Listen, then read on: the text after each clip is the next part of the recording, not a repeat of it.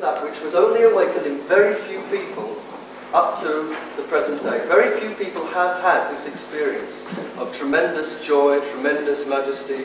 They were very, very great individuals, Buddha being one, William Blake has been one.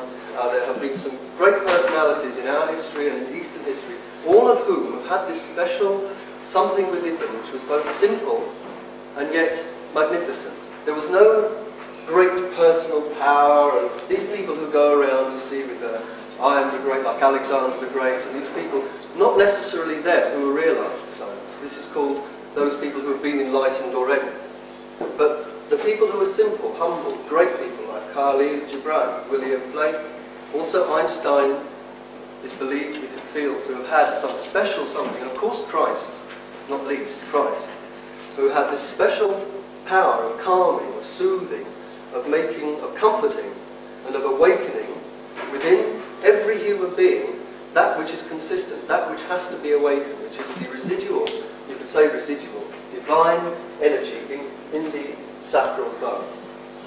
Now, Mataji found this way just to make sure that, because it was the time, that everybody should have this now. Now, of course, immediately we say everybody should have this.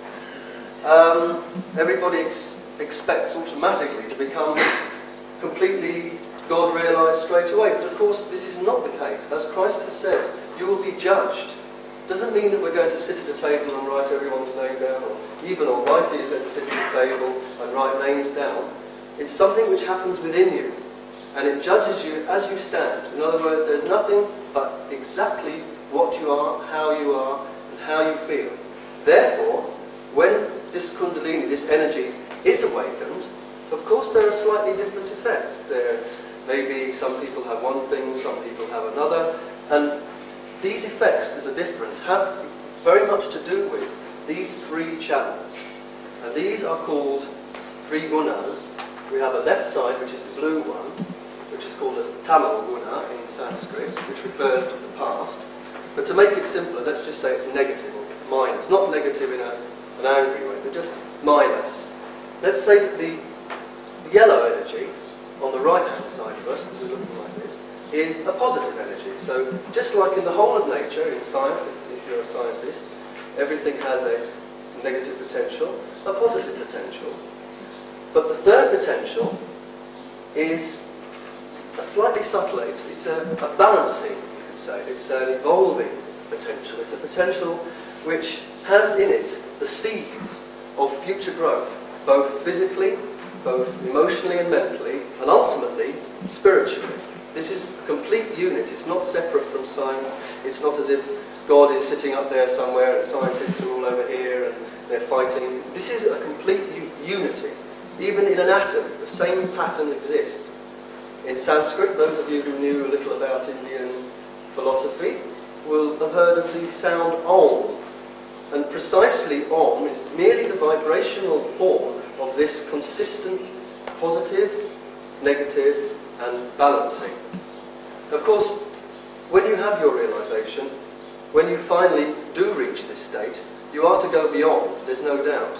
But that state has to be preceded by the balancing of everything which is with you at present. And this is why Shri Mataji is here, because it's time. Only because so many people are actually looking for that which is within, that which is, of course, free. How can you charge for something that's part of you, that is your own? And so tonight, just to finish now, is to tell you what is basically the form of the evening will take, is that Shri Mataji will talk to you at some time, and please be patient, because after the talk and after you've all asked the questions, which no doubt will come into your mind, you will be given a chance to actually feel this energy being awakened by Shri Mataji, and the energy being controlled, or you could say helped, by the Sahaja yogis, because they have their own powers now. There are some wonderful people who know exactly where is your Kundalini, how that you are feeling, what are your problems. Not that they can read your minds, but just because they're sensitive. And you too will feel exactly the same thing once you've had it, depending on what you've had before, where where you have been and what is in your mind. And that is the time at which you will be given the chance to really look within and to find out what is really within. So I leave you in the very, very capable hands of Shri Mataji. I would suggest that first let them ask questions today. So I'll keep myself there. If you have any questions, it's better to ask me first, so that your mind is at rest.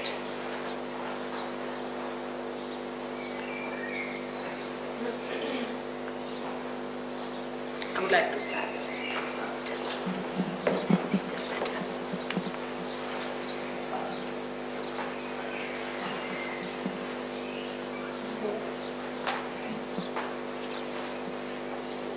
Am I better here or on the ground?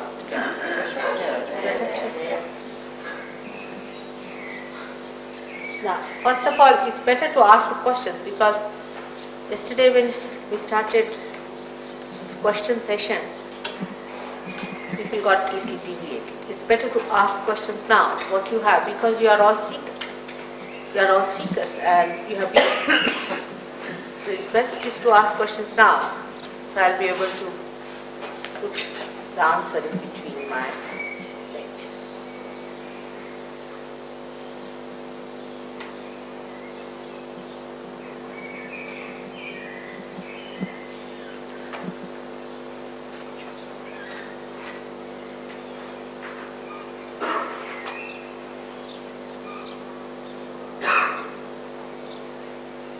Are you better today? I'm asking you. Huh? I'll again see you today.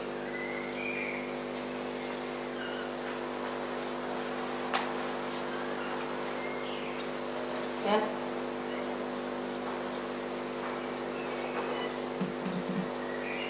No questions? Oh.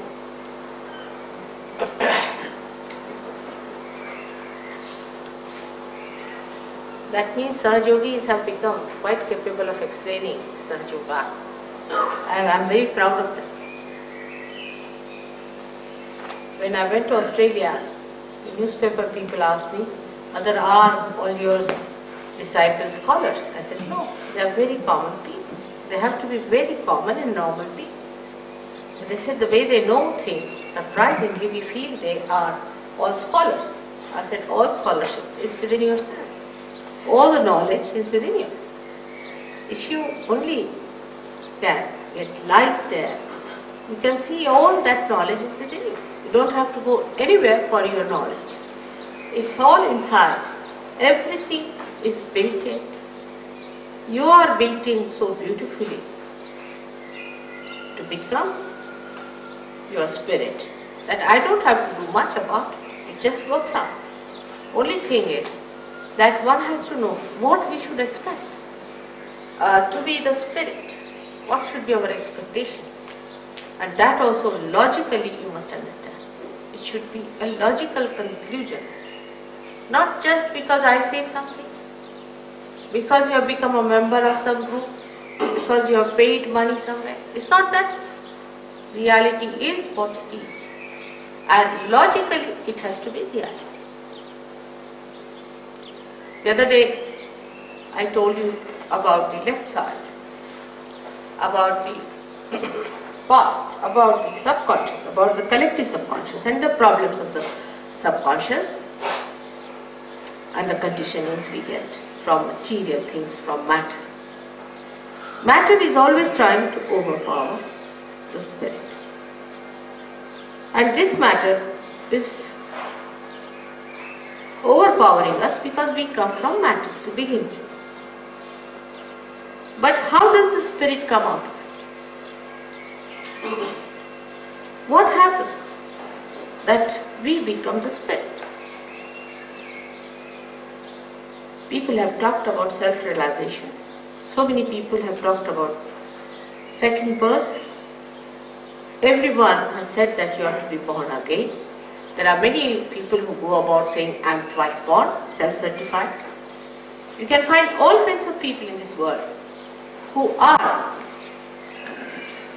knowing that something has to happen, some breakthrough has to take place, something we have to see.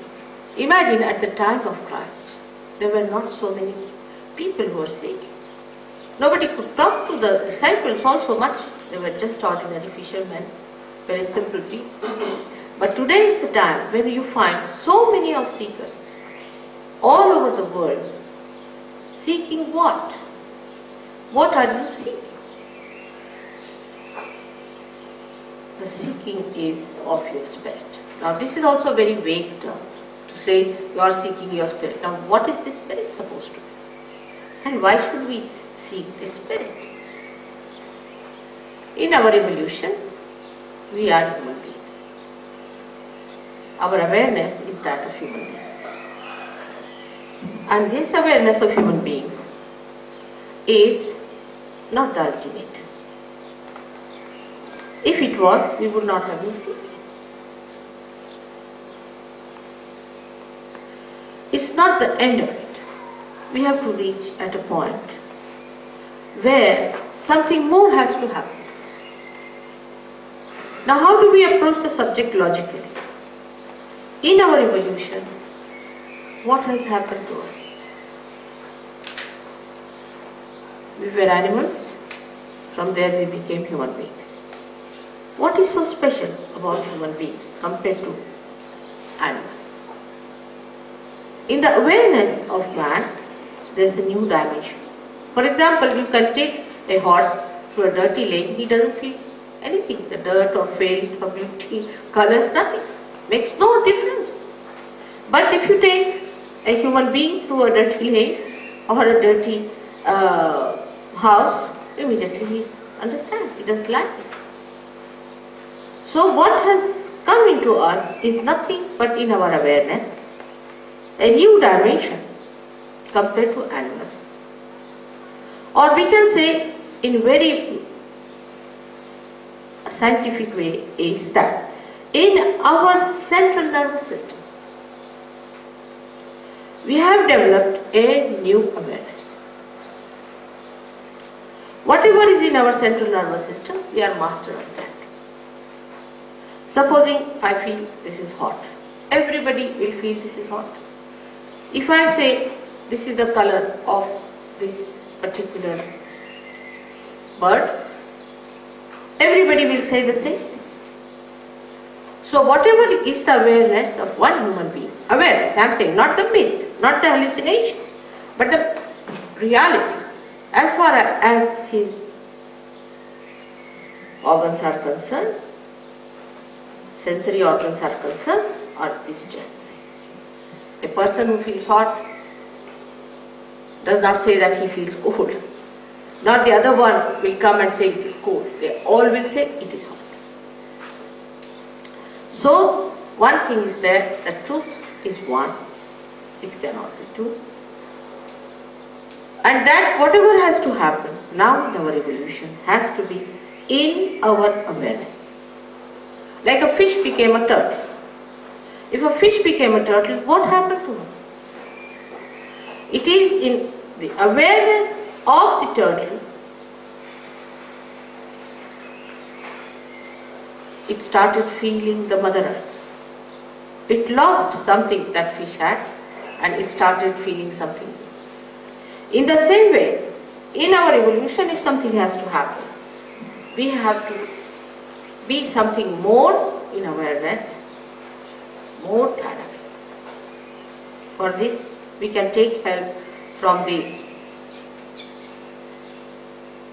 writings of so many people. For example, we can consider Jung as one of them who has talked about it. Jung has said,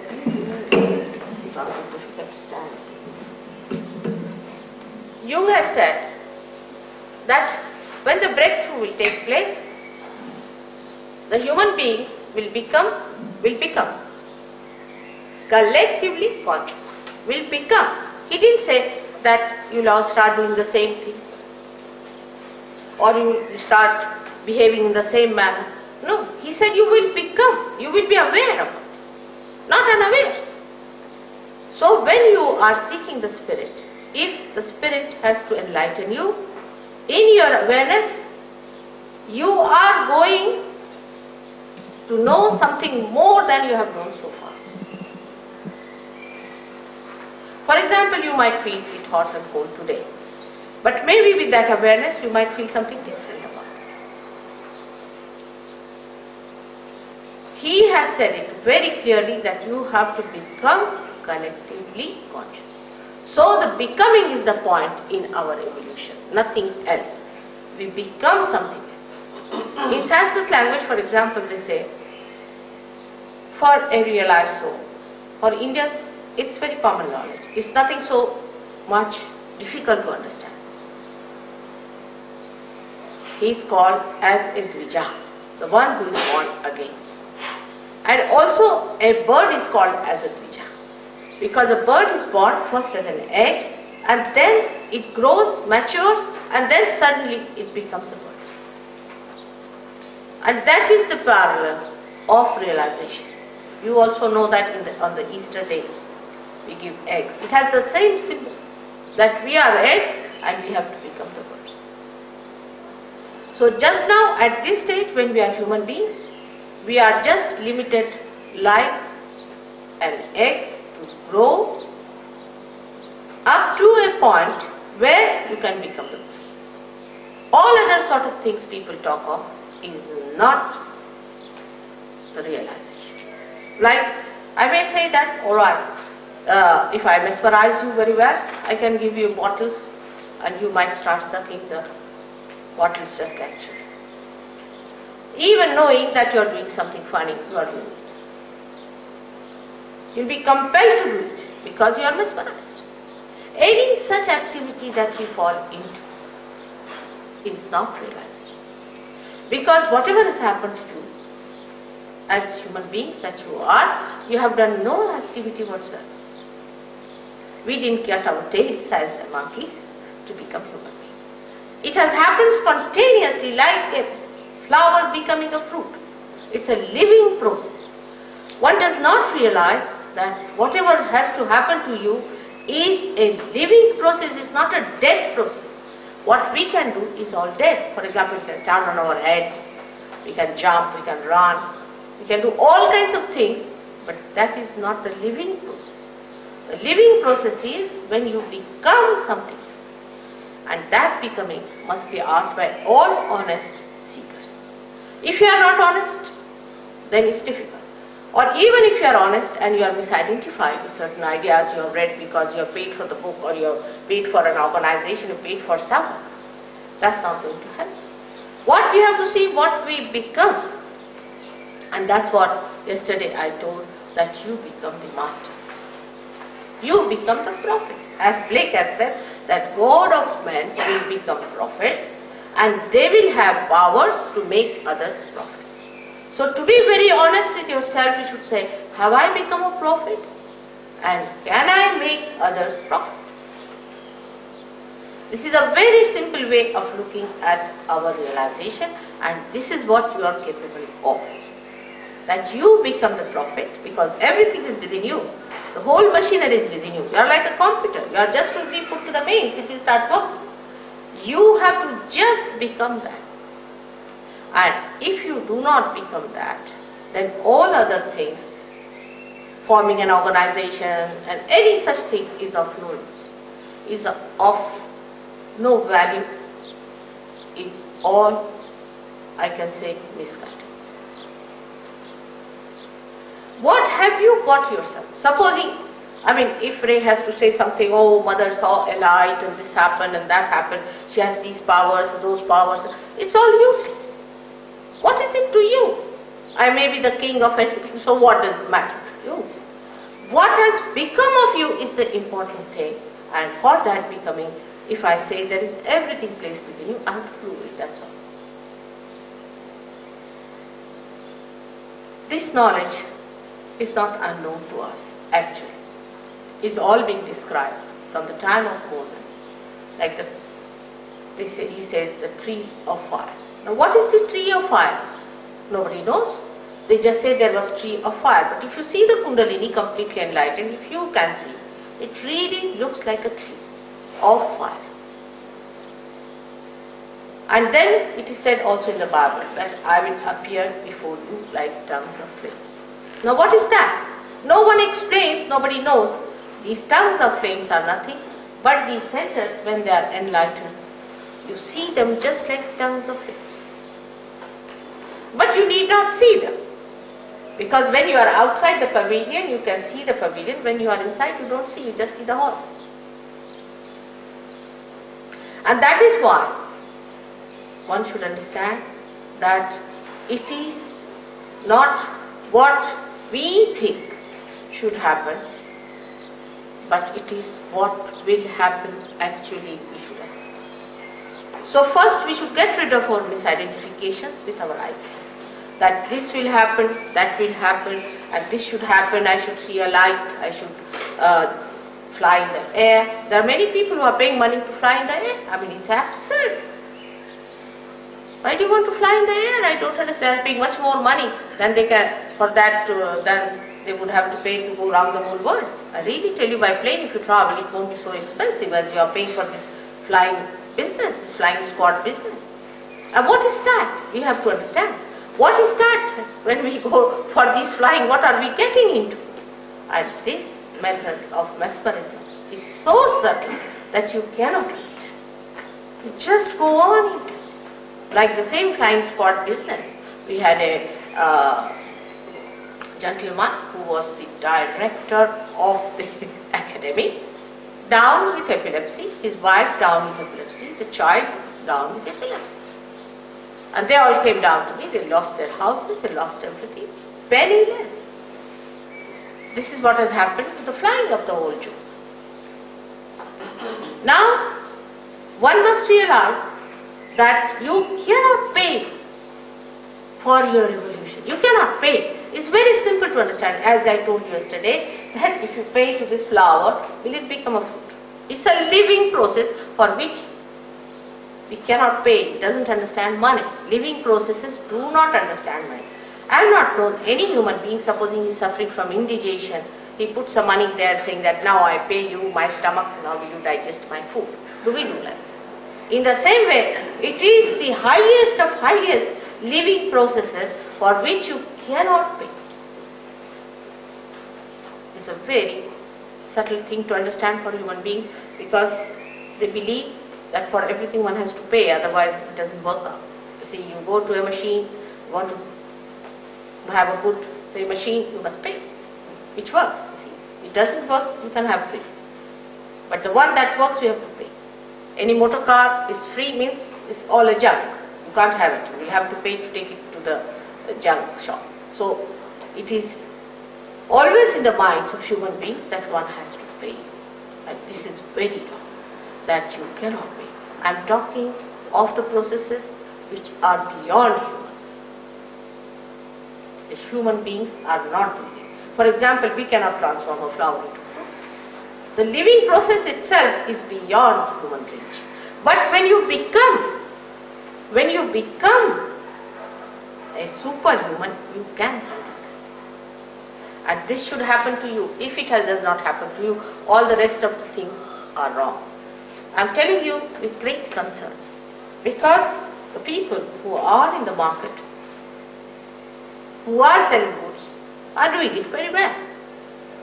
They know how to entice you, they know how to put ideas through you, how to give you misidentifications, and you just get identified with them till they completely drop out. And then you are left high and dry. You say, oh God, what has happened?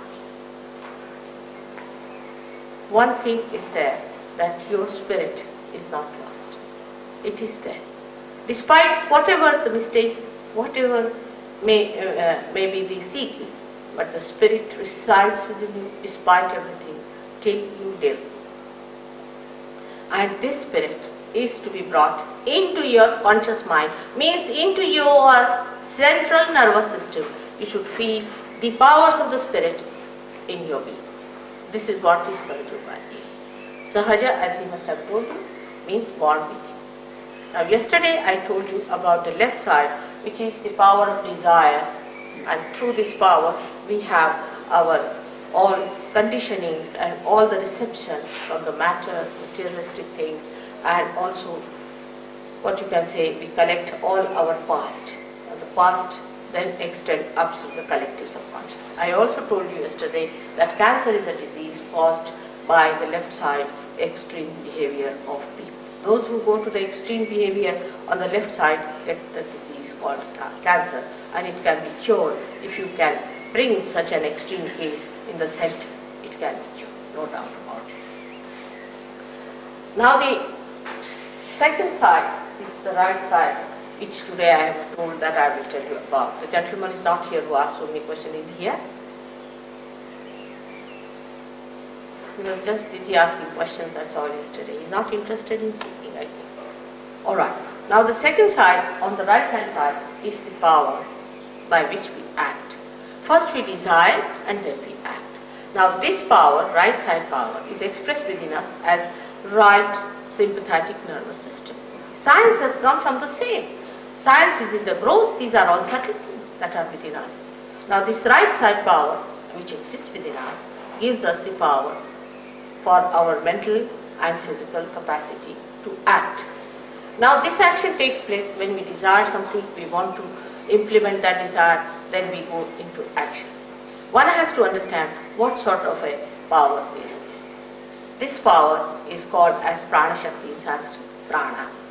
And the another one, the left one, as Mana Shakti, is the power of the emotions, or can say of the mind. But you see, English language is not so clear-cut about it. So I would say Mana Shakti and a Prana Shakti. These are the two powers that exist within us, and we start using them as left and right, we can say like a brake and an accelerator, and then we become the master of driving. But while becoming that, we make mistakes. The human mind has a speciality to go to extremes. Supposing I tell somebody, now you have to meditate. They'll meditate for 5 hours. There is no need to meditate for 5 hours or anything. But if you tell them that you have to stand on your head, they'll do it for 10 hours. So there is no need to go to extremes. We have to be just in the center, be kind to our body, be kind to ourselves. There's nothing to be frantic about. There's nothing to be so much exasperated about it. It's just very simple thing that has to happen. For example, think of a seed which is sown in a very loud music, or say a place where everybody is rushing, shouting, screaming. What will happen? That seed will never sprout. If it is in a peaceful place, is a properly placed one, or not in a tilted pot, then it will definitely develop into a beautiful tree or a beautiful shrub, whatever it has to develop into. In the same way, if we are too much on the extremes, we go to the left and to the right. Now going to the left, I told you yesterday what happens, that all these things like hypnosis and ESPs and most of these gurus try these tricks, you see, like they just make you hypnotized and people become absolutely mad over the guru. Oh, he's our guru, and they behave just like absolutely people without any brains. So I feel nice with it. The reason is that you feel there's a sort of a sense of security built in this gentleman, and if I'm following him, see, he's going to heaven and I'm going with him to heaven. It doesn't happen like that. You have to individually go into heaven yourself, and you have to become your own guru, and you have to know everything about it. It's not that anybody can put a trailer behind and put some people into it and say, now come along, I'm going to heaven. Most of these people are really going to hell, and you will follow them very fast. So it is never so, believe me, that anybody who says that following a certain guru will go to heaven is absolutely wrong. You must follow in the principle, and every guru who is a real guru will always tell you that you have to become something. He will never just say, all right, you've given me the money, all right, you are the member, now you are my child, now you are my disciple, and I give you my love, let's have love. Where is the love? And give more money, give me Rolls Royces, give me this, give me that. And like mad, we are doing it thinking that we can exchange this. Now, as we are seekers, we have every right to find our spirits. And we are not to be deluded by any such tricks and pranks of these people, or I would say very sinister methods that they are employing. Not only to deceive you for money. I don't mind there are smugglers, let them have money what they want to have. But they spoil your chances of realization which you do not realize. And once they are spoiled, it's very difficult to give a realization. And if you do not really positively work it out, it's going to be impossible situation. I've seen people who have suffered on account of this. Now this action within us acts for our mental and physical capacities on the right hand side. Like we think of the future. Now we're planning, we start. It's planning. Now we must do this tomorrow or day after tomorrow. We have to do it and we start sitting. Now I'll go there and I'll find this and then I'll take a ticket and then I'll go there. I mean, our mind is working for the future. So much so we become absolutely futuristic. To such an extent sometimes I have met people who are futuristic, they even forget their own names. Can you believe it? I mean, they don't even remember their father's name, that's all right, but even their own names they forget. I mean, they are like mad because they don't remember their own names and they don't know where are they, what are they doing. I have met people of that kind who are really sick people because they have become so futuristic now that they do not know anything about their past. Now, this futuristic behavior starts in a society where people always think of the future. What will I do? What am I to do tomorrow? What am I to achieve tomorrow? And all these things when they start doing, their attention goes to the right extent. Now in this place we are very dangerously placed. Very dangerously placed when we start looking for the future. And the future seeing is a imaginary stuff. It's absolutely imaginary. Because what you think of the future doesn't exist. What exists is the present. You have to be in the present, not in the future. But people will say you have to be in the present. But how? We cannot. Either we are in the past or in the future. Because when the thought wave rises, it comes up and goes down. Another thought wave rises, goes up and comes down. Now, this thought wave which comes up, we go with it, but we don't see it's going down. Another thought wave that rises, we see that, but we don't see where it goes out. And so we are jumping on the cusp of these thoughts and we do not know. Perhaps we are in the past or perhaps in the future. But in the center of these two thoughts, there is the present. And we don't know how to take our attention there, which is a very difficult thing. And just to say that you should be in the center is not possible. All these things, you should do this, you should do that, is not going to work out. Unless and until there is light. For example, there is no light in this room. And you say, walk straight. You cannot walk because you can't see where is the passage, how to walk. Even if you order, do whatever you please, you cannot just walk straight without touching any of these chairs because there is no light, you can't see. So one has to understand that in the futuristic life when we live, and we plan too much for the future, actually what we are doing, we are living in an imaginary world.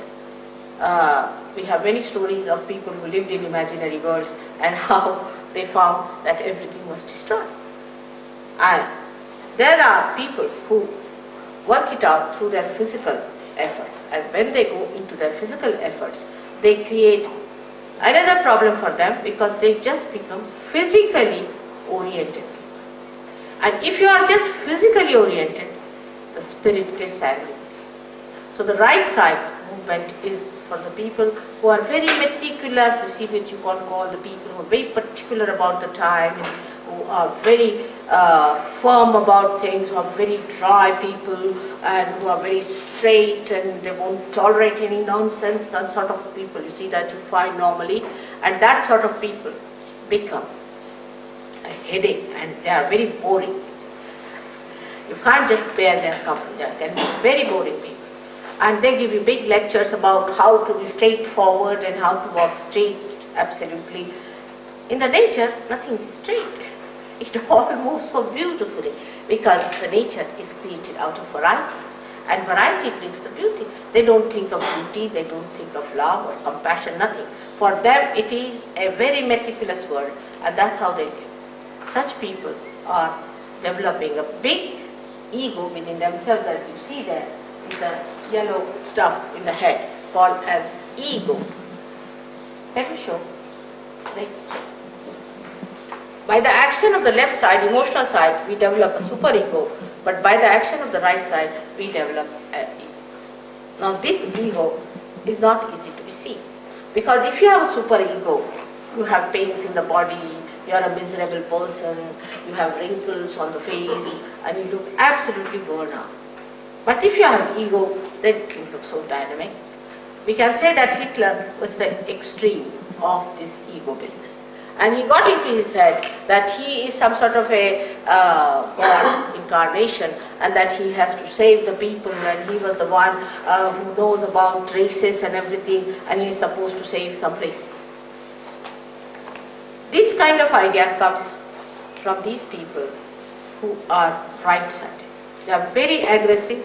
They may be very good to talk to. They may be very humble to look at. Could be very good businessmen. Could be anything. But they do not know that they have this Mr. Ego coming up on their heads just like a big balloon, and they are floating in the air. The end of ego is stupidity. You'll be surprised. The end of ego is stupidity. Such people indulge into all kinds of stupid things, and they say, what's wrong? For example, I've known old people behaving in so stupid ways, and they say, what's wrong? You know, an old man, say, of 90 years, who can't even walk without a stake, stakes to these dances you do, and then he falls down, you see, and he thinks, what's wrong? Like a lady I knew, she was about 85, she died from a horse falling down. Naturally, what else do you expect at 85? That's what is evident. For a lady of 85, she should settle down at home, look after her grandchildren. Maybe she might be having great grandchildren, you see. Instead of that, why does she want to be 25-year-old lady to climb on a horse? So all such stupid things they do, and then they will say, what's wrong? There's nothing wrong in stupidity, what's wrong? But such people are a nuisance to the society, to others.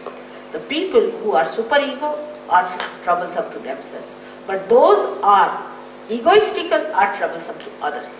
They are all the time correcting others, torturing others, putting their ideas onto other people, and such people can be very, very successful, because nothing succeeds like success. They go on hammering things into the heads of people, saying, now this is true, and when you go on saying it, you suddenly believe, yes, must be so.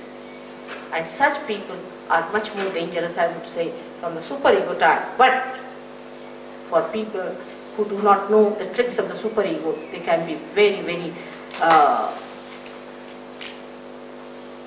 very dangerous, because they are very subtle. You cannot see them. They mesmerize, and they can possess you, and they can be very sly, and they can work out all sorts of methods which you are not aware of.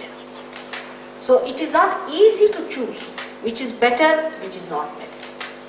Both things are wrong to go to extremes on the right or to the left. Now let's see what happens physically. As I told about the cancer on the left hand side that we do. Physically, what happens to people who are futuristic? We have a center especially for futuristic behavior called the Swadhisthana chakra, which is in the gross manifesting the plexus called the aortic plexus within us. Now this Swadhisthana chakra is very important for human beings, especially for people who are developed. With this chakra, actually, we convert the fat of the stomach for the use of the brain. Now this is the center of the Surya, of the sun. Now when we start thinking, these cells are converted in such a way that they become useful to the brain. Now, if you are thinking all the time you are thinking, then what will happen? I mean, the horns are not going to grow out of that. You are consuming all that. And when you are consuming all those cells, you have to have replacement. And for that replacement, this Swadhisthana chakra has to work very hard to convert the cells for the use of your brain. Now, when it is doing that, there are other things which this Swadhisthana chakra has to look after. For example, your liver, your pancreas, your spleen, your kidneys, all are to be looked after by this center, and also uterus for the ladies. Now when there's only one work is given to this Swadhisthana and it cannot do any other work, then other things are neglected, so you develop a terrible disease called liver trouble. Now liver trouble is another thing that you do not feel yourself. Others know that you are liverish, the way you are hot-tempered, the way you are fussy, the way you always snarl at people, and the way you are never satisfied with anything, the way you criticize others. All this is liverish, and such liverish people are never happy with themselves because liver looks after their attention. And those who have liver problems, their attention is horrid. That goes like this. You cannot keep your attention straight. On the street you will walk straight into a car because you are looking at something which you are not supposed to look. But all the time you are looking at like this. You cannot walk. I mean, you won't find any animal like that who walks like this. But only human beings do it. If you see them on the street, you'll be amazed. Where are they walking? They don't walk straight. They don't walk straight. But their eyes are going this way, that way. Because the attention is wobbly. The attention is wobbly because of a bad liver. So this liver is a very, very important thing. Now this liver has a special capacity to extract all the poisons from the body as heat. And the heat in the body is to be transformed or should be conveyed to the blood or the water in the blood. And that has to be taken out of your body, maybe as perspiration or in another forms. But what happens? That when this liver is out of gear, it cannot do it. It cannot pass this heat into the bloodstream, and the heat remains in the body, and you really become heated. And that heat makes all these problems for you. So, in Sahaja Yoga, what happens that when Kundalini rises, she changes the form of the blood. The hydrogen and oxygen which are placed because of this heat and all that, in a very funny way, like this, like that, and they start receiving this heat within them.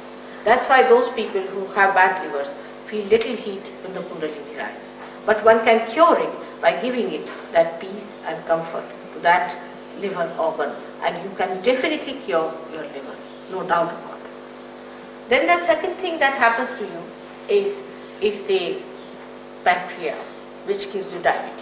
Only a person who thinks too much gets diabetes. For example, an Indian farmer doesn't know what diabetes is, but then you stop your sugar. But that's not the way to stop your diabetes. Diabetes comes to you because you think too much. The doctors won't understand this. That's why they say it is incurable. But because they cannot connect thinking with the disease. And this is what happens when you are all the time thinking like mad, then diabetes takes place. And this diabetes is also curable if you get your enlightenment. You can cure also the diabetes of other people, but because this vital power which is integrated of all these three powers flows through you, and you can replenish, you can give more to other people who are exhausted of it, and sort of you can fill them up with this power and you can get. The third one is the worst of all that happens to people is blood cancer because of spleen. Spleen is one thing very important, that it is the center of peace within us. The one who doesn't have a proper spleen cannot be a peaceful person. Now, it's a very simple thing, but doctors cannot connect it, nor all science-oriented people can connect it to something very, very simple. And the simple thing is that when we eat our food, if we are frantic, we are out to get trouble with the spleen, and we can get blood cancer. Now, if the mother is of that temperament or a father is of that temperament, the children might be born with blood cancer. Now, we will be happy to tell you that in New York, we had a case of blood cancer. And when I was in India, in a village, somebody came and told me that such and such boy is sick. He's only 16 years with blood cancer, and doctors have declared that he's going to die within 2 weeks' time. They always declare, they are good at declaration only. And when this case came to me, I told them that I cannot do anything, I'm in a village, but you can telephone to one of the Sahaja Yoginis. She was in England, now she's in New York, and she will look after this case. You'll be amazed that the boy was cured completely. He came out of the hospital, he came to see me, and now he's gone back to his studies. I mean, like this we have cured many cases of blood cancer. But here we are not to cure people by any or healing anyone. That's not our job. It happens spontaneously as a byproduct of the Kundalini awakening. Main thing is we have to make you doctors. We have to make you knowledgeable people. We have to make you collectively conscious human beings who have to enter into the kingdom of God to reside there in His peace, bliss and joy. Now this trouble of also of kidney, of high blood pressure, all that is due to this. People worry, they are frantic, you see, and this franticness comes to us just as a matter of habit. I have known people, as soon as you say, oh, you have to go by aeroplane or somewhere, suddenly the aeroplane word triggers that frantic, oh, they get mad. They don't know what they are up to. They will forget their passport, they will forget their luggage, they forget this, that, frantic. At the airport if you go, you'll find this left navi, as we call it, this center is, the spleen goes frantic. Now, when you eat your food or do any such work, there is an emergency created and more blood is needed to digest that. So this spleen, poor thing, works very hard to create that extra amount of blood cells. But at the time you are eating, you are also reading a newspaper. That's the worst thing one should do in the morning. Horrible. You read the newspaper, you are eating the food, the spleen goes off because another emergency comes up. Then you get onto your bicycle with a sandwich in the hand, is even worse than that. And you are rushing to your work, suddenly you find a big jam on the way, then you are even very badly placed with the situation and you get so frantic and you don't understand, and the person who is in front of you goes on saying, no, what's wrong with this fellow, why can't he drive fast, and the same fellow is saying something exactly the same to the another fellow who is going ahead. So this mad race is on, this rat race is on, and if you are eating your food in such a hurry and with such franticness, you develop this trouble which is very dangerous, called as blood cancer, and among young people is very common. Now the last and not the least is the trouble of the heart. When you pay too much attention to all these outward things, to material things, to your all material advancement, to your physical advancement, and to so much of computerization of your brain, then you neglect the necessary attention to your spirit which resides in your heart.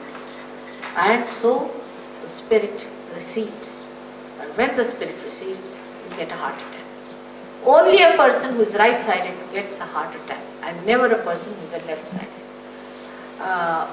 I told this to a doctor, and he told surprisingly that in a mental hospital we never need a cardiogram. We do not need it. They never get a heart attack. A mad man never gets a heart attack. Surprisingly, a person who is mad is using his heart, his left side, his emotions, and his heart should go off. But no, his brain goes out. Can you imagine? And the one who uses the brain, his heart goes out. This is the balance created by nature in us. See how cleverly the nature is trying to guide us in the center. Don't go to the extremes. Keep to the center. Keep to the center. And then when you are absolutely in the center, then you get your evolution very quickly. So this is the right side that we have, the futuristic side, and as you know, we are all very futuristic by temperament. This futuristicness cannot be cured by telling, oh, now don't think. You cannot do it. You just cannot do it. If I order you that now you better stop planning, you just can't do it. You can't help it. You have to do that kind of plan. And you find all these plans fail because these plans are not related to the plans of the divine. Divine has some other plans, while you have some other plans. And they never combine together, and that's how you find all your plans fail, and you are just frustrated, left high and dry. You don't understand how it has happened. For your understanding, one has to know that there is a divine power. You may like it or not. All this living work that is done, millions and millions of flowers which are becoming fruits, a seed becoming a tree, a particular seed becomes a particular tree. All the choices that are made, the whole organized way, the chemical acts, the way the chemistry is made of periodic laws, everything you see in this world is all so well organized. There has to be somebody doing it. So there is a divine power which is surrounding us, no doubt about it. But we have not yet felt it. That's all. If you have not felt it, that doesn't mean it doesn't exist. It does exist, and it works out. We have seen with our own experience that so many living things are happening, we just take it for granted. We are not bothered. See, in human life itself, a child is to be born. Then a fetus is held in the body. Normally, the law of medical science is this, that anything foreign, if it enters into the body, is thrown out immediately. All the forces are built up to throw it out. But what we find, that when a fetus is built up, the whole system works out to nourish it, to look after it, to really to bother about it. Very carefully, the water is created around it so that it is not disturbed, and every sort of a care is taken by the body to look after the fetus, and when the fetus is ready, it is thrown out. Who does that? Who does that? We must ask these questions to ourselves sometimes. After all, why have we become human beings? What was the need? What was the need? And if we haven't got the answer, that means we are still in transition, and we have to get there where we get the answer. We are made human beings to feel that divine power, to maneuver that divine power, and thus enjoy the bliss of divinity. That divine power is the collective thing. That gives us collectivity. The spirit in our heart is the one which is the collective being within us, which manifests that divine power to flow through. And that's how, once we are connected to the mains, we start becoming what we are for. Like a machine, once it is put to the mains, it gets its meaning. But this machine, though it is put to the mains, is not aware of the electricity, about my voice, anything. But a human being, when he gets connected with the mains, when he becomes aware, and this is what you must see. When you get realized, you can raise the Kundalini of others. You can give realization to others. Ray himself has done so many. Even in VR he did it. He did it everywhere, wherever he went. He's just like you. He's an engineer. He's just like you. He was just like you. And now you'll be amazed at how much he knows about himself and about others. And a complete change has come, because once you get the spirit, when you get the highest, all these mundane things drop off and you become a master of yourself. No more enslavement of any habits or anything. It just works out beautifully. But one must give a chance to oneself, and one must have patience. The worst part of intelligence, so-called, is that you can make fun of it. That's the easiest way to make fun of everything and get rid of it. In olden times, when they wanted to face the reality, like when Christ came in, they didn't make fun of it. But they did at the time when he was crucified, but they just denied. But now it is not basically a problem. That problem doesn't exist, because to deny it requires more effort. So it's better to make fun. It's stupidity, again, as I say. It's stupidity to make fun of something. Because you are that. You are the spirit. You are the one who has to get it. And if you just know how to make fun, please go and play about with it. All your life will go on, all your lives will go on. What's the use? And if you do not get your realization, in the words of your judgment, you have failed. You have failed, and there is a chance given to you. You can be comforted, and you can be counseled, you can be redeemed, but nobody can make you taste the beauty of your own being. That you have to do it yourself. If you do not want to do it, alright, it's perfectly alright. You are free to do it, do what you like. But if you want to do it, then please stop your guru shopping and wobbling. Stop and see for yourself what you need. It's a serious thing we should have. Unless and until human beings are evolved, none of the problems of the world are going to be solved. None of the problems, take it from me. Whatever they have done by their thinking, say they have created democracy, they have created communism, this, that, all this nonsense has no meaning at all in reality. It has no meaning. Because say, for example, you might say, I'm very powerful, so I'm a capitalist. But I can't live without giving to others, so I'm a communist. I'm a complete capitalist and a complete communist. Everything exists within me. And these ideas are all artificial, that you make some set of people as democratic and some people as this thing. Because as long as they are attached to selfishness, to all these things, they are not going to do any good job out of it. Now, the detachment takes place because you become one with the spirit, which is not attached, which gives you that light, that detachment, from where you can see the whole thing just as a drama going on, and you work it out very well. You become so dynamic that you are amazed at your own dynamism. Apart from that, one has to realize if there is a power which is an all-pervading power, that power itself thinks, organizes, and looks after. So many things have happened to such yogis. If I have to tell you all about it, you'll be amazed. Amazing things have happened. But Krishna has said very clearly, yoga kshema vahamyam. Means when you get the yoga, you get the well-being. After yoga. He said yoga first. First the union must take place, then you will get the well-being. I have seen people who go to so-called gurus and things sick. You see their faces pale, absolutely finished. They are good for nothing, absolutely miserable people. And how such people would be in yoga? Not only physically, mentally they are at peace. They are full of compassion and love. And the compassion that doesn't talk but just flows. It flows. It emits. You can give your compassion even to flowers. If the flowers are dying, you can give them this and they will live for a while.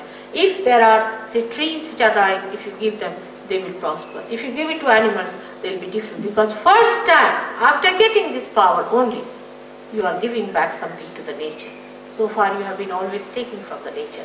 Now it is the first time you start giving something to the nature. Because the compassion just flows. It doesn't receive it. It just goes to others. And this should happen to you. Don't be satisfied with cheap things, with something nonsensical, which is something sort of a mimicry or a mass ideas. I'm talking of collectivity, where every individual is aware. It's not a mass activity, it is collectivity. May God bless you. I hope today many will get realization and become one with their spirits and will feel their collectivity. That's only my hope is. Brighton I place very high up in England, and I always said England is the heart of the universe. It's very important that it is the heart, no doubt, and that's why Lake has said that it has to become Jerusalem. There's a lot of truth in what he has said. Lots of things he has said about Sahaj Yoga is absolutely true. But the heart is sluggish. Heart is sleepy, is a sign. Like I say, that Europe is a liver and it is drinking. Can you imagine what will be the state of affairs of this universe if everything is going against one's own essences? And the essence of English is that it is the heart. That means it articulates, it circulates. Whatever happens in England is taken up seriously. Supposing you become, all of you, stupid people, the whole world will become. The responsibility is such a lot on you, which you do not realize. It's a very important thing that we are doing. It looks very small in this country because there are very few people who really come to Sahaj Yoga and settle down. Very few people. There are very few of that caliber. I think young little children are there, many who will come up by about say 10 years or so. I'm sure there will be a very good quality of people will be coming. And the seekers who are here are also sort of little nervous because they want to learn from Americans and from Europeans. There's nothing to be done from them. It is you who are going to circulate. You are going to carry the message. I know it's a very important country and somehow it was managed that my husband would get his election done in England and we are here now for last 8 years. Can you believe it? And I'll be here maybe again 4 years more at the most. So I hope something will happen and this Brighton, which is a very good place. I'm sure here also many will get their realization and will help in the emancipation of human beings. Thank you very much.